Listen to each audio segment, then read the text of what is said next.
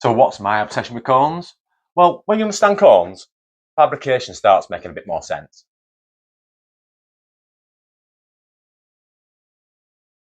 Why cones matter? A cone can teach you everything, and it's the basic development. It's the first thing I learned. It's radial line method, and that carries on through a lot of sheet metal thinking and development making. So it's an easy one to start with, because after that it starts getting a bit trickier. But if you can understand cones, it's the easiest thing to make, only if you know how to make it. It helps visualize your shaping as well. When you look at something, you can visualize it, especially if you know it's a cone. Looking at a hopper, for example, you can see the funnel at the end. You can see it's a cone, and straight away you can see the development, how you're going to make it. Makes life, if you are problem solving and doing a job, it makes that job a little bit easier. Helps you thinking in 3D, which helps when we're making things from sheet.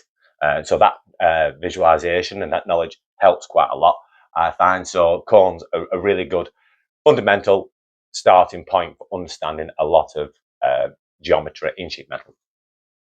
Say a cone looks simple until you try to make one. Once you start learning geometry, you see it everywhere. As they say, it's like rats. You're never more than a meter away from fabrication and geometry. It's true, it's everywhere. When I was learning, we had to understand the shaping and geometry and visualization. There were no fancy button to press, and it all pops out of the machine. No laser cutters. There weren't even cutting discs.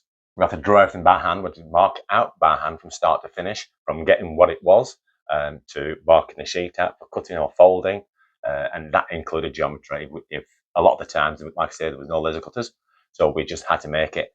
So geometry and drawing things out made a massive. It was a massive part of sheet metal work, and still is. It's just hidden. Sometimes I have to draw things on the floor because we won't fit on the bench. We couldn't mark them out.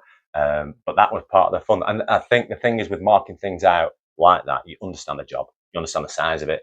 You understand what it's going to be, how it's going to form around that. Is the bend too tight? Because you actually, if it's drawn to scale on the floor, you get a real feel of how it feels, not just a two-dimensional look on a drawing or on a 2D CAD. I know there's a lot of it, a lot of mistakes, and still a lot of mistakes now. The understanding is trying to cut down the mistakes so we make less of them, and understanding how to overcome mistakes if we do make them.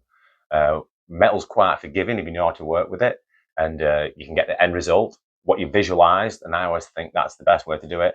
And this is what I like about this job in particular. I can visualize it and I can make it, and that blows my mind.